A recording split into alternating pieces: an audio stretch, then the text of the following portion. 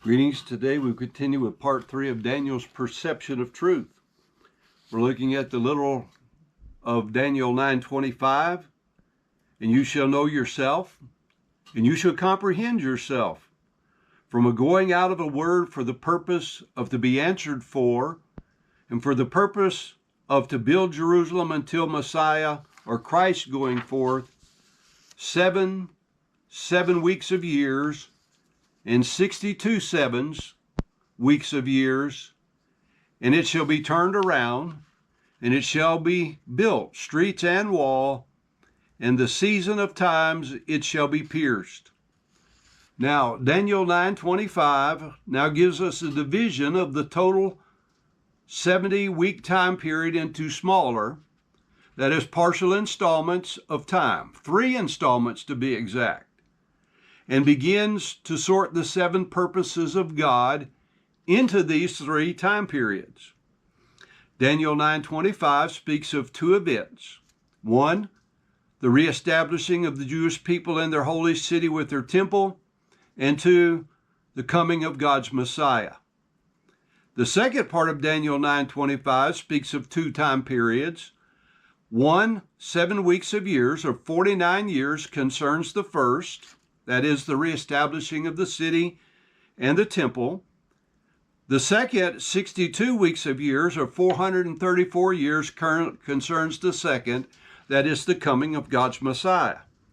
So a proper interpretation of Daniel 9:25 then declares that after 49 years, 7 of 7 weeks of years, God would allow some to begin to return to Israel and rebuild Jerusalem, her walls, her dwelling places, and her temple. Then after 62 more of the 70 total weeks of years, God's Messiah would be cut off. So if we add 49 and 434, we come up with 483 years. I have alluded to this simple fact in Christmas seasons a few times. However, this would be a great time to reaffirm and establish this truth in our minds, that these kingdoms of Babylon, the Medes and the Persians, in which Daniel served, had many men who would qualify under the definition, the Greek New Testament word magi, which was translated wise men in the King James. Daniel 2:27 gives 4 descriptive terms. Daniel answered in the presence, that's 2:27, excuse me. Daniel answered the king and said, the secret which the king hath demanded cannot the wise men, the astrologers, the magicians, the soothsayers show unto the king. So the wise men of Daniel 9:27 is the Hebrew Aramaic word, which is stated to be the equivalent of magi in the New Testament. I ask, are the kingdoms of Babylon, the Medes, and the Persians eastward from the city of Jerusalem? And I answer, why, yes, they are.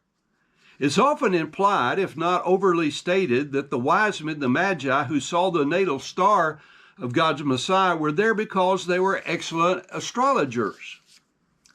The biblical facts lead me to believe that it's more likely that they saw the star because they were following the math, which Daniel here receives from God's messenger, Gabriel. Now, I know the higher critics who desire to destroy God's word will not accept this premise.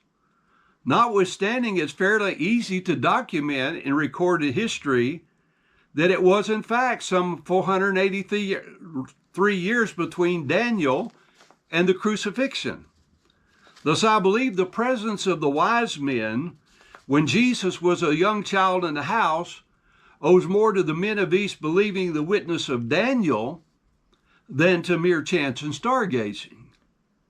Also, Daniel 9:26 begins to point to the final accomplishment of more of the 7 purpose infinitives which are listed in Daniel 9:24. The fact that the death, burial, and the resurrection, facts which we now know in greater detail than Daniel did at this time, would occur at the end of the 69 weeks, the 7 plus the 62, which is fully clarified in Daniel 9:26 when it says, and after 60 and 2 particular weeks An anointed one, he shall be destroyed. And a judged one, he is not being in them. So Daniel 9:26 states two facts about God's coming Messiah. The anointed one, he shall be destroyed. And to the anointed one's destruction is not because he's among those owing God concerning the seven purposes, except he is the fulfillment of purpose number 4, to make atonement, reconciliation for unrighteous acts.